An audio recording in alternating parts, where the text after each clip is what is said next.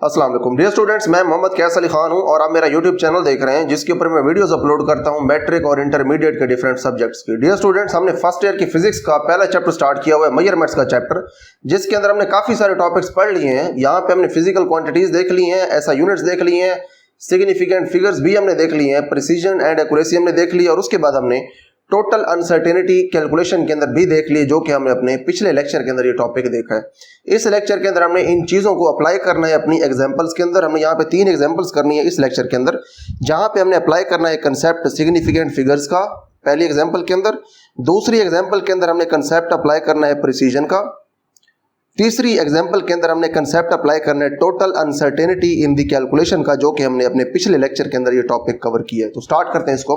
हमारे पास पहली example number 1.1, the length, breadth and thickness of a metal sheet are 2.03 metre, 1.22 metre and 0.95 centimetre respectively. तो देखिए, हमारे पास एक मेटल की शीट है जिसकी लंबाई इतनी है, उसकी चौड़ाई, ब्रेड्थ चौड़ाई को कहते हैं, चौड़ाई उसकी है 1.22 मीटर और उसकी जो थिकनेस है वो है 0.95 सेंटीमीटर। इसको सेंटीमीटर में इसलिए लिखेंगे क्योंकि ये बहुत थोड़ी है इसकी थिकनेस। जब कैलकुलेशन हम करेंगे तो इस थिकनेस को हमें चेंज करना पड़ेगा पहले मीटर्स के अंदर, फिर हम इसको आगे कैलकुलेट करेंगे। देखते हैं अब हमने करना क्या है। Calculate the volume of the sheet. आपने इस शीट का वॉल्यूम कैलकुलेट करना है, correct up to the appropriate significant digits. अब मुनासिब सिग्निफिकेंट डिजिट्स की जो तादाद है वो आपने इसके आंसर में लिखनी है। तो हमने क्या करना होगा, तीनों हमारे पास जो यहाँ पे फैक्टर्स हैं हमारी कैलकुलेशन के अंदर, तीनों के हम सिग्निफिकेंट फिगर्स को देखेंगे। अब क्योंकि ये मल्टीप्लाई होंगे यहाँ पे, तो जिसके अंदर सबसे कम तादाद होगी सिग्निफिकेंट फिगर्स की वो काउंट करेंगे, उतने ही सिग्निफिकेंट फिगर्स की कम तादाद हम लिखेंगे अपने आंसर के अंदर, ठीक है। तो बाकी जो उसमें नंबर्स होंगे उनको हम राउंड ऑफ कर देंगे। तो स्टार्ट करते हैं इसको हम। गिवन लेंथ हमारे पास इतनी है, मीटर्स में थी, उसको हमने वैसे लिख दिया। उसके बाद यहां पे लेंथ के बाद हमारे पास थी ब्रेड्थ, और ब्रेड्थ में गिवन है मीटर्स के अंदर, ये भी मीटर्स में है, उसको हमने वैसे लिख दिया। उसके बाद हमारे पास है थिकनेस, थिकनेस हमारे पास थी सेंटीमीटर में, तो हमने इसको पहले सेंटीमीटर में लिखा। उसके बाद हमने इसको चेंज कर दिया मीटर के अंदर। अगर आपने इसको चेंज करना है मीटर के अंदर, तो हम जानते हैं कि 1 मीटर में होते हैं 100 सेंटीमीटर। तो आपके पास अगर 0.95 सेंटीमीटर्स हैं और आप इनको चेंज करना चाहते हैं मीटर्स में, तो आप इसको 100 से डिवाइड करवाएंगे, ठीक है। अब जो 100 है इसके अंदर क्योंकि 10 मल्टीप्लाई हो रहा है 2 टाइम्स, तो आप लिख सकते हैं 100 को 10 × 10। जब 10 2 टाइम्स मल्टीप्लाई हो तो आप इस 10 की जो पावर है वो आप सिंपली 2 लिख सकते हैं, ठीक है। यहाँ पे पावर 2 लिख सकते हैं। उसके बाद जो 10 की पावर 2 है, ये अगर आप ऊपर लेके जाएंगे तो पावर इसकी हो जाएगी माइनस, ठीक है, 10⁻⁻², और साथ यहाँ पे मीटर अब लग जाएगा क्योंकि आपने 100 से सेंटीमीटर को डिवाइड करवा दिया। तो इसीलिए उन्होंने देखें चेंज कर दिया सेंटीमीटर को मीटर के अंदर। तो यहाँ पे हमारे पास अब हमारी तीनों जो मेजरमेंट्स हैं वो मीटर्स के अंदर आ गई हैं। हमारे पास हमारी लेंथ भी आ गई, हमारी ब्रेड्थ भी आ गई, और उसके बाद हमारी जो थिकनेस है वो भी आ गई। वॉल्यूम होता है हमारे पास V = length into breadth into height, ठीक है, लंबाई, चौड़ाई और उसकी जो ऊंचाई है वो लिखनी है। तीनों की जो वैल्यूज़ हैं जो कि यहाँ पे हमारे पास मौजूद हैं, ये तीनों वैल्यूज़ आप यहाँ पे पुट कर दें, ठीक है। यहाँ पे सबसे पहले हमने लेंथ पुट की, उसके बाद ब्रेड्थ, और उसके बाद हमने पुट की यहाँ पे हाइट, ठीक है। अब ये जो आपके पास नंबर्स हैं इनको आप आपस में मल्टीप्लाई करवा दें, और जो 10 की पावर -2 है इसको आप साथ वैसे लिख दें, तो कैलकुलेटर आपको ये आंसर देगा। हमने अब इसको करना है राउंड ऑफ अपने रिक्वायर्ड सिग्निफिकेंट फिगर्स की तादाद तक। आप देखें आपके पास यहाँ पे जो फैक्टर्स गिवन है इस कैलकुलेशन के वो है 3। आप देखेंगे इन 3 फैक्टर्स में से सबसे कम सिग्निफिकेंट फिगर्स कहाँ पे हैं, तो ये हम यहाँ पे पहले देख लेते हैं। इसके अंदर है टोटल 3 सिग्निफिकेंट फिगर्स, ठीक है। यहाँ पे हमारे पास हैं 3 सिग्निफिकेंट फिगर्स, लेकिन यहाँ पे हमारे पास हैं सिर्फ 2 सिग्निफिकेंट फिगर्स, क्योंकि ये 0 सिग्निफिकेंट नहीं है। जो 0 हमारे पास लेफ्ट के ऊपर होती है नॉन जीरो डिजिट से, वो सिग्निफिकेंट नहीं होती। यहाँ पे हमारे पास सिर्फ 2 सिग्निफिकेंट डिजिट्स। तो हमारे पास ये जो आंसर आया है, इस आंसर के अंदर भी हमने सिर्फ और सिर्फ 2 सिग्निफिकेंट डिजिट्स बचाने हैं, बाकियों को हमने करना है राउंड ऑफ। कहाँ से देखें राउंड ऑफ करना है 5, और इससे आगे हमने सबको कर देना है ड्रॉप, मतलब 5 को हमने ड्रॉप करना है। अब देखें जो पहला ड्रॉप होने वाला डिजिट है वो है 5। अगर 5 ड्रॉप हो रहा हो तो हम सिग्निफिकेंट फिगर्स को राउंड ऑफ करने के रूल्स जानते हैं, या फिर हम रूल्स जानते हैं डिजिट्स को राउंड ऑफ करने के और सिग्निफिकेंट फिगर्स बाकी बचाने के। अगर आप 5 को कर दें राउंड ऑफ, तो उसके बाद जो 3 है इसमें आपको 1 ऐड करना पड़ेगा। 1 क्यों ऐड करना पड़ेगा? क्योंकि जो 1 है ये एक ऑड नंबर है, और जब ड्रॉप होने वाला 5 हो और उसके पीछे ऑड हो तो आपने फिर उसमें 1 का इजाफा करना है। तो 3 क्योंकि ऑड है, ड्रॉप होने वाला 5 है, तो आप 3 को कर देंगे 4। यहाँ पर उन्होंने यही बात लिखी है किस तरह से हमने कितने यहाँ पे डिजिट्स बचाने हैं। As a factor 0.95 centimetre has minimum number of significant figures equal to 2। ये जो आपके पास फैक्टर है ये वाला 0.95 सेंटीमीटर वाला, क्योंकि इसके अंदर सबसे कम तादाद है सिग्निफिकेंट फिगर्स की जो कि 2 के बराबर है। Therefore volume is recorded up to 2 significant figures. तो इसलिए आपका जो वॉल्यूम है इसके अंदर सिर्फ और सिर्फ 2 सिग्निफिकेंट फिगर्स होंगे। Hence v is equal to 2.4। अब देखिए हमने इसको राउंड ऑफ कर दिया, इसको अगर आप राउंड ऑफ कर दें तो आपके पास ये आएगा, ठीक है 2.4, 3 जो है ये 4 बन जाएगा, इंटू 10⁻⁻² मीटर क्यूब भी साथ आएगा। ठीक है, यहाँ पे हमने ये सीखा कि अगर हमारे पास ऐसी कैलकुलेशन हो जिसके अंदर मेजरमेंट्स हो रही है मल्टीप्लाई, जब मेजरमेंट्स मल्टीप्लाई हो रही हो और एंड के ऊपर आपने आंसर सिग्निफिकेंट फिगर्स की फॉर्म में लिखना हो, तो आपने सिर्फ उतने सिग्निफिकेंट फिगर्स लिखने हैं जो कि कम से कम तादाद में किसी एक मेजरमेंट में मौजूद है। यहाँ पे हमारे पास ऐसी मेजरमेंट थी जिसमें सबसे थोड़े सिग्निफिकेंट फिगर से जो कि 2 थे तादाद में, तो हमने वही 2 यहाँ पे लिख दिए हैं। ठीक है, नेक्स्ट हमारे पास हमारी एग्जांपल 1.2। यहाँ पे हमने अब प्रिसीजन का कंसेप्ट देखना है। हमने ये देखना है कि जब हमारे पास 2 या 2 से ज़्यादा मेजरमेंट्स ऐड हो रही हो तो तब हमने किस बात का ख्याल रखना है। जैसे पहले हमने ख्याल रखा एग्जांपल 1 के अंदर सिग्निफिकेंट फिगर्स की तादाद का, यहाँ पे हमने ख्याल रखना है डेसिमल की पोजीशन का। ठीक है, एग्जांपल है हमारे पास 1.2, the mass of a metal box measured by a lever balance is 3.25 kg। जो हमारे पास लीवर बैलेंस की हेल्प से बॉक्स का मैस मेजर किया गया वो है 3.25 kg। 2 silver coins of masses 10.01 gram and 10.02 gram measured by a beam balance are added to it. तो यहाँ पे आपके पास 2 इसमें मैसेज ऐड किए गए हैं जो कि बीम बैलेंस की हेल्प से मेजर किए गए हैं। ये मेजर किया गया है लीवर बैलेंस की हेल्प से। लीवर बैलेंस वाला आपके पास जो मैस है वो है ये 3.25 kg, और ये दोनों जो मैसेज हैं ये मेजर किए गए हैं बीम बैलेंस की हेल्प से, और ये दोनों जो आपके पास ये मैसेज हैं ये हैं सिल्वर कॉइन्स के masses. What is now the total mass of the box correct up to the appropriate precision. आपके पास देखिए मेटल बॉक्स था जिसका टोटल ये मैस था, फिर उस मेटल बॉक्स के अंदर आपने ये 2 सिल्वर के कॉइन्स ऐड कर दिए। ठीक है, उसके बाद आपने क्या करना है, आपने अब टोटल मैस बताना है बॉक्स का। ठीक है, बॉक्स का अपना मैस भी है, उसमें 2 सिल्वर के आपने कॉइन्स भी ऐड कर दिए। अब आपने टोटल मैस बताना है बॉक्स का। किस तरह से बताना है, correct up to the appropriate precision. अब मुनासिब प्रिसीजन तक आपने इसका मैस बताना है। देखिए मुनासिब प्रिसीजन क्या है, आपने अब ये देखना है कि आपके पास जो तीनों मैसेज हैं इनमें से सबसे कम प्रिसीजन किसकी है। जिसकी प्रिसीजन सबसे कम होगी उतनी प्रिसीजन आपने अपने आंसर में लिखनी है। देखिए कम प्रिसीजन कैसे हो सकती है, डेसिमल के बाद आपने ये देखना है कितने डिजिट्स ज़्यादा हैं। डेसिमल के बाद जितने ज़्यादा डिजिट्स होंगे उतनी ज़्यादा प्रिसीजन होगी। ठीक है, उतना एक्यूरेट आंसर होगा, उतनी एक्यूरेट मेजरमेंट होगी। डेसिमल के बाद जितने कम डिजिट्स होंगे उतनी प्रिसीजन कम होगी। तो आपने ये देखना है कि आपकी जो कैलकुलेशन है उसमें जो आपने एडिशन करनी है उसमें सबसे कम डेसिमल के बाद डिजिट्स किस फैक्टर के अंदर मौजूद है वो आपने काउंट करने हैं। जो सबसे कम तादाद होगी डेसिमल के बाद डिजिट्स की उतनी तादाद आपने अपने आंसर में बचानी होगी। तो यहाँ पे इसको हम देखते हैं। यहाँ पे हमारे पास है total mass when silver coins are added to box. आपने बॉक्स का मैस लिखा, उसके बाद देखें सिल्वर कॉइन्स जो थे इनका मैस हमें गिवन था ग्राम के अंदर। ग्राम के अंदर अगर इनका मैस गिवन है तो बॉक्स का तो मैस किलोग्राम में है, तो आपने इनको पहले चेंज करना है किलोग्राम में।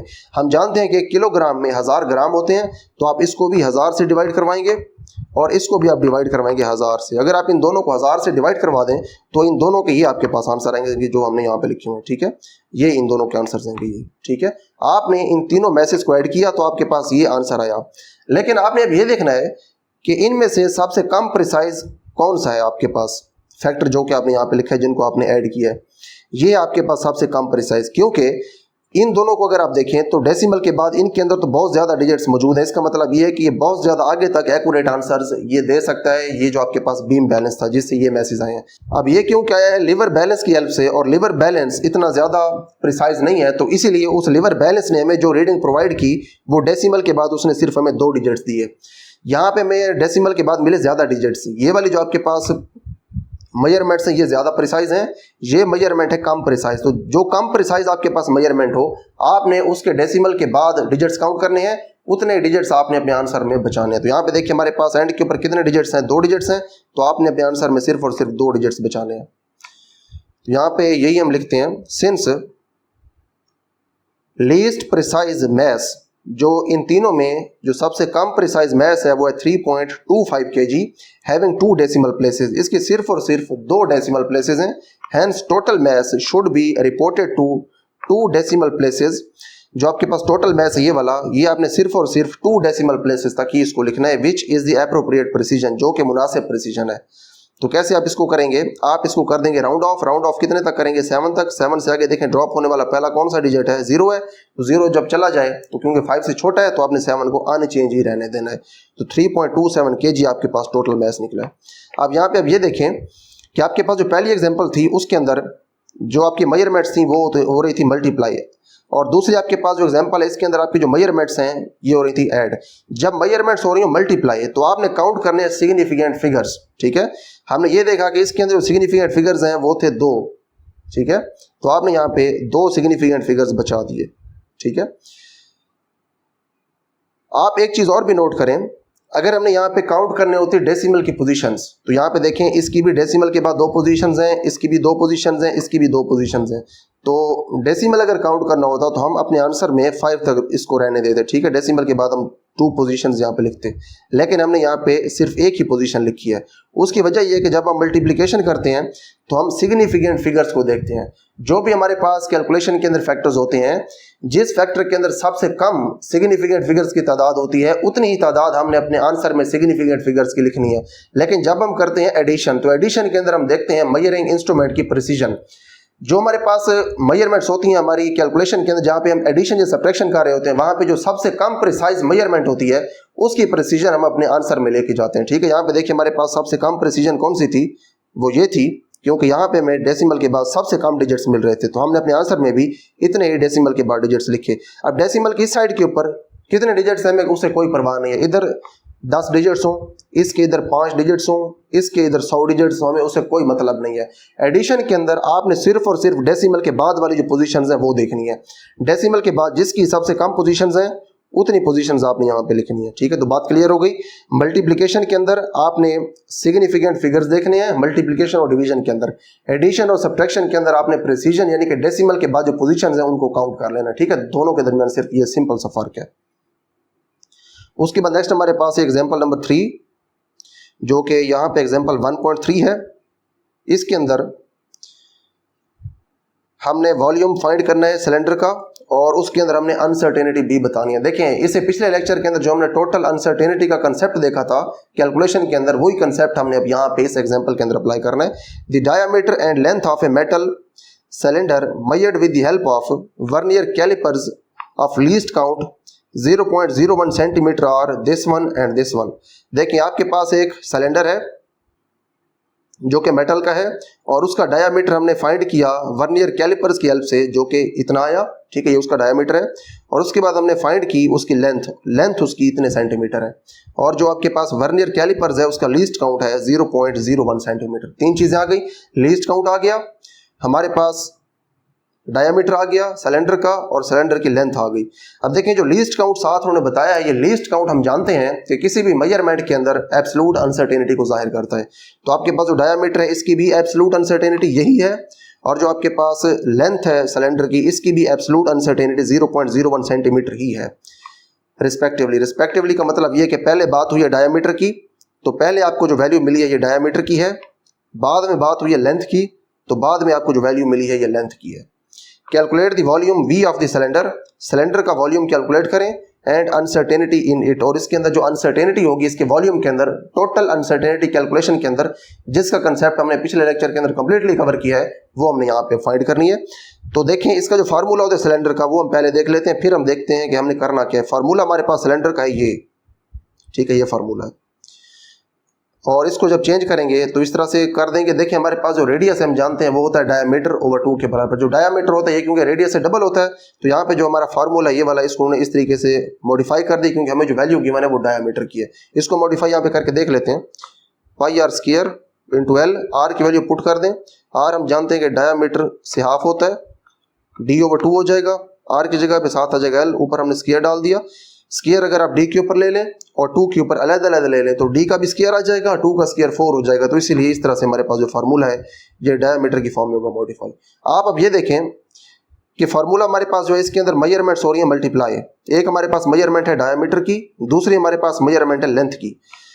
मेजरमेंट्स जब हो रही है हमारे पास मल्टीप्लाई तो हम जानते हैं कि हमने परसेंटेज अनसर्टेनिटीज को करना होता है ऐड, लेकिन उसके साथ साथ हमारे पास पावर भी है, डायमीटर के ऊपर पावर भी है। हम ये भी जानते हैं किसी मेजरमेंट के ऊपर अगर पावर हो तो उसकी जितनी भी पावर होती है उसको हम उस मेजरमेंट के अंदर जो परसेंटेज अनसर्टेनिटी है उसके साथ मल्टीप्लाई करवाते हैं। तो यहाँ पे क्योंकि हमने देखा कि हमारे पास पावर है और मल्टीप्लिकेशन है तो यहाँ पे हमें इन दोनों की परसेंटेज अनसर्टेनिटीज चाहिए। अगर यहाँ पे होती एडिशन तो फिर हमें इनकी एब्सोल्यूट अनसर्टेनिटीज चाहिए थी, जो कि पहले से हमें पता है, जो कि लिस्ट काउंट के फॉर्म में उन्होंने दे दी है। तो पहले हम फाइंड करते हैं इन दोनों की परसेंटेज अनसर्टेनिटीज, उसके बाद हम वॉल्यूम फाइंड करेंगे, उसके बाद वॉल्यूम की अनसर्टेनिटी फाइंड करके हम दिखा देंगे। ठीक है जी। गिवन हमारे पास देखें क्या है। गिवन हमारे पास है डायमीटर और लेंथ।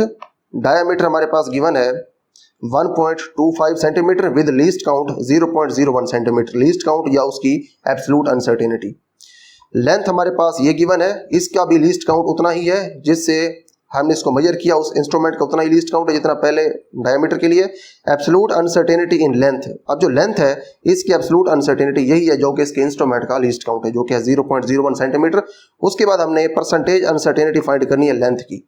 लेंथ की परसेंटेज अनसर्टेनिटी हमारे पास इस तरह से आएगी, जो एब्सोल्यूट अनसर्टेनिटी आपने वो लिखनी है, उसके नीचे आपने लिखनी है मेजर्ड वैल्यू, जो कि लेंथ की आपने वैल्यू मेजर की हुई है वो, और साथ आपने 100 से मल्टीप्लाई करवा देना है तो 0.3% आपके पास आएगी लेंथ के अंदर परसेंटेज अनसर्टेनिटी। उसके बाद एब्सोल्यूट अनसर्टेनिटी डायमीटर के अंदर भी उतनी ही है, क्योंकि जिस वर्नियर कैलिपर से हमने डायमीटर फाइंड किया उसका ये लीस्ट काउंट है।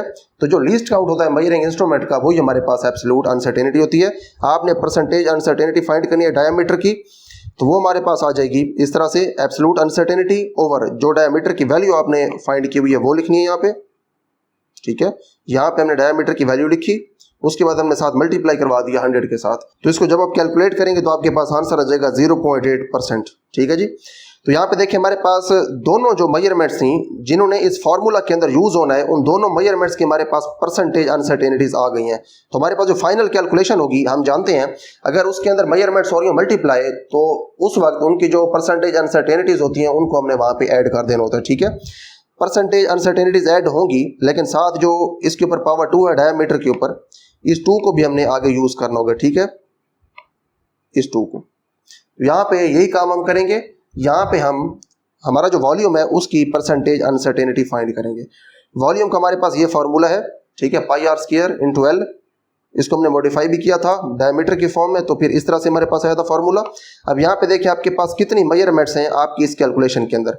इस कैलकुलेशन के अंदर हमारे पास हैं 2 मेजरमेंट्स, डी और एल, और डी के ऊपर पावर 2 भी है। तो आपने अब वॉल्यूम की टोटल अनसर्टेनिटी करनी है find. Total uncertainty in V is equal to 2 into percentage uncertainty in diameter, क्योंकि डायमीटर के ऊपर देखें पावर है 2।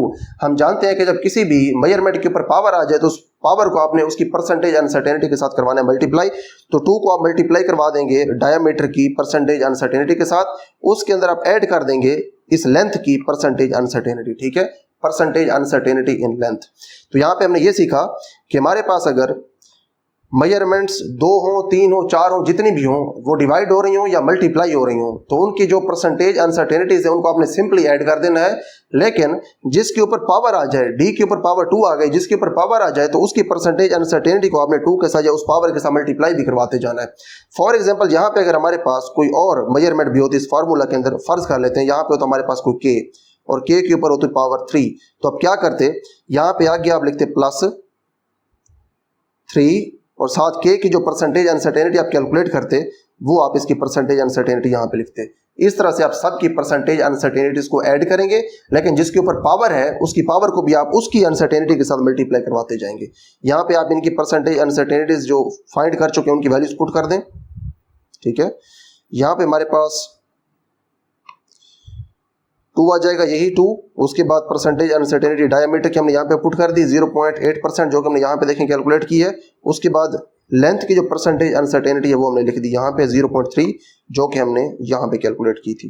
ठीक है जी, यहाँ पे कैलकुलेट की थी हमने। इन दोनों को ऐड कर दिया। पहले आपने देखे 2 को मल्टीप्लाई करवाना है इसके साथ अपनी परसेंटेज अनसर्टेनिटी के साथ, उसके बाद आपने फिर इसको ऐड कर देना है 0.3 के अंदर, जो कि आएगा 1.9%। इसका मतलब ये है कि आपका जो वॉल्यूम फाइंड होगा उसके अंदर जो फाइनली आपको अनसर्टेनिटी मिलेगी वॉल्यूम के अंदर वो होगी 1.9%। ठीक है, इस तरह से आपने अपनी टोटल कैलकुलेशन की जो अनसर्टेनिटी है वो फाइंड करनी है। तो अब हम वॉल्यूम फाइंड करते हैं, उसके बाद वॉल्यूम की जो अनसर्टेनिटी है वो लिख देंगे। Then v is equal to, अब देखें v का फार्मूला यहाँ पे क्या है, पाई आर स्क्वायर एल। इसको हमने इस तरह से मॉडिफाई किया था, इसके अंदर वैल्यूज पुट कर दें, पाई की वैल्यू पुट कर दें 3.14, उसके बाद डी की वैल्यू पुट कर दें 1.25 सेंटीमीटर, डी के ऊपर स्क्वायर भी है तो आपने यहाँ पे स्क्वायर लिख दिया। उसके बाद जो एल है इसकी हमने यहाँ पे वैल्यू पुट कर दी, लेंथ की वैल्यू, और उसके बाद जो ये नीचे वाला 4 है इसको हमने यहाँ पे लिख दिया, एंड के ऊपर इसको हमने डिवाइड करवा दिया। ये जो डिवीजन इसका मतलब ये है कि ये 4 इन सब के ऊपर डिवाइड हो रहा है। ठीक है, एंड के ऊपर हमने इसको कैलकुलेट कर लिया। तो ये है जी आपके पास आपका एंड के ऊपर आंसर विद 1.9% अनसर्टेनिटी, क्योंकि हमने पहले ही वॉल्यूम के अंदर जो टोटल अनसर्टेनिटी है वो फाइंड कर लिया जो कि 1.9% है, उसको हमने यहाँ पे साथ लिख दिया कि जो वॉल्यूम है ये है विद 1.9% अनसर्टेनिटी। अब आपने इसका 1.9% फाइंड करना है। 1.9% इसका हम कैसे फाइंड करेंगे, यहाँ पे आप लिखेंगे 1.9 ओवर 100, इसका फाइंड करना है तो ये आप यहाँ पे लिख देंगे 4.1089, इस तरह से इसको लिखेंगे। तो एंड के ऊपर आपके पास जो आंसर आएगा वो ये होगा 0.08। ठीक है, तो 0.08 इसके अंदर आ गई अनसर्टेनिटी। तो हमने यहाँ पे इसको एंड के ऊपर लिख दिया इसके साथ, तो यही हमने यहाँ पे लिखा है where 4.11 centimetre cube is calculated volume, ये हमारे पास कैलकुलेटेड वॉल्यूम है। ठीक है, and 0.08 is the uncertainty in it. देखिए हमने यहाँ पे किया क्या है, इसको हमने सबसे पहले किया है राउंड ऑफ। राउंड ऑफ देखिए हमने इसको कैसे किया है, राउंड ऑफ करने के लिए आप ये देखें कि आपके पास जो 0 है ये अगर आपने मतलब 2 डेसिमल तक अगर आपने इसको बचाना है तो इसके बाद आपके पास जो पहला ड्रॉप होने वाला डिजिट है वो क्या है, क्या वो 5 से बड़ा है छोटा है, क्योंकि 5 से बड़ा था 8 तो हमने इसीलिए 0 में 1 का इजाफा किया तो 0 यहाँ पे हो गया 1। और उसके बाद जो उसकी परसेंटेज अनसर्टेनिटी थी इसकी हेल्प से हमने फाइंड कर ली इसकी एब्सोल्यूट अनसर्टेनिटी। कैसे फाइंड की, 1.9 ओवर 100 इनटू दिस वन, तो हमारे पास आ गया 0.08। हमने इसको यहाँ पे प्लस माइनस करके लिख दिया। ठीक है, आपने करना ऐसे ही है, जब आपने कैलकुलेशन करनी है यहाँ पे क्योंकि मल्टीप्लाई हो रहे थे हमारे पास मेजरमेंट्स, तो आपने उनकी जो परसेंटेज अनसर्टेनिटीज थी उनको ऐड किया, एंड के ऊपर आपके पास आगे परसेंटेज अनसर्टेनिटी आपकी फाइनल कैलकुलेशन की, और उस परसेंटेज अनसर्टेनिटी की हेल्प से आपने इसकी ये वाली एब्सोल्यूट अनसर्टेनिटी फाइंड की, उसको आपने प्लस माइनस करके इसमें लिख दिया, सेंटीमीटर क्यूब भी आएगा साथ, और यही चीज़ आपने नीचे लिख भी दी है। ठीक है जी, आप अब ये देखें कि यहाँ पे क्योंकि मल्टीप्लिकेशन हो रही थी और ये दो आपके पास थी मेजरमेंट्स, इन दोनों मेजरमेंट्स के अंदर आप ये देखेंगे सिग्निफिकेंट फिगर्स कितने हैं। आप यहाँ पे अब ये सोच रहे होंगे कि इसकी वजह क्या है कि हमने इस आंसर को डेसिमल के बाद 2 डिजिट्स तक ही स्टॉप किया है। ठीक है, हमने आगे वाले क्यों ड्रॉप किए हैं, या फिर इस 0 को क्यों नहीं ड्रॉप किया, 1 को क्यों नहीं ड्रॉप किया, इसकी जो रीज़न है वो हो सकता है माइंड में आ जाए कि क्या है। तो इसकी रीज़न ये है कि आप इसको देखें जो इसमें मेजरमेंट्स इन्वॉल्व हैं। पहली जो मेजरमेंट है इसके अंदर सिग्निफिकेंट फिगर्स हैं 3, दूसरी आपके पास जो मेजरमेंट है इसके अंदर भी सिग्निफिकेंट फिगर्स हैं 3। हम जानते हैं कि जब हमारे पास मल्टीप्लिकेशन हो रही हो तो उस वक्त हमारे पास जो मेजरमेंट्स उसमें इन्वॉल्व होती हैं उनमें जिसके अंदर सबसे कम सिग्निफिकेंट फिगर्स होते हैं वो हमने काउंट करने हैं आंसर के अंदर, फिर हमने उतने ही सिग्निफिकेंट फिगर्स बचाने होते हैं। यहाँ पे देखिए इन दोनों के अंदर 3-3 है, इसका मतलब ये कम से कम 3 सिग्निफिकेंट फिगर्स किसी भी मेजरमेंट के अंदर यहाँ पे मौजूद हैं। तो हमारे पास जो आंसर होगा उसके अंदर भी हमने 3 सिग्निफिकेंट फिगर्स लिखने हैं। यहाँ पे हमारे पास ये आंसर है तो हमने इसके 3 सिग्निफिकेंट फिगर्स बचा दिए, बाकी हमने जो है वो ख़त्म कर दिया। ठीक है, तो ये 3 तक हमने इसको लिखा। तो यहाँ पे हमारे पास ये तीनों एग्जांपल्स कंप्लीट हो गई हैं। पहले एग्जांपल के अंदर हमने ये देखा कि अगर हमारे पास मल्टीप्लिकेशन हो रही हो मेजरमेंट्स की तो हमने ये देखना है कि किसी भी मेजरमेंट के अंदर कम से कम कितने सिग्निफिकेंट फिगर्स मौजूद हैं। तो अगर किसी भी मेजरमेंट के अंदर कम से कम सिग्निफिकेंट फिगर्स मौजूद हों या फिर वो मेजरमेंट जिसके अंदर सबसे थोड़े सिग्निफिकेंट फिगर्स मौजूद हैं उनको हमने काउंट करना है। हमारा जो आंसर होगा उसके अंदर भी हमने उतने ही सिग्निफिकेंट फिगर्स लिखने हैं। दूसरी हमारे पास जो एग्जाम्पल थी यहाँ पे हमने ये देखा कि जब हमारे पास मेजरमेंट्स की हो रही हो एडिशन तो उस वक्त आपने उनकी प्रिसीजन देखनी है। जो सबसे कम प्रिसाइज मेजरमेंट होगी उसके अंदर डेसिमल के बाद सबसे कम डिजिट्स मौजूद होंगे, तो आपने अपने आंसर के अंदर भी उतने ही डिजिट्स लिखने हैं जो कि सबसे कम तादाद में हो। उसके बाद आपके पास एग्जाम्पल नंबर 3। एग्जाम्पल नंबर 3 के अंदर हमने ये देखा कि हमने किसी भी कैलकुलेशन की जो टोटल अनसर्टेनिटी है वो कैसे कैलकुलेट करनी है। वही कॉन्सेप्ट है जो हमने पिछले लेक्चर में देखा, उसको हमने यहाँ पे रिवाइज कर लिया है। तो यहाँ पे हमारे पास ये लेक्चर कंप्लीट हो गया है। इसके बाद नेक्स्ट लेक्चर के अंदर हम इंशाल्लाह डायमेंशंस वाला टॉपिक स्टार्ट करेंगे।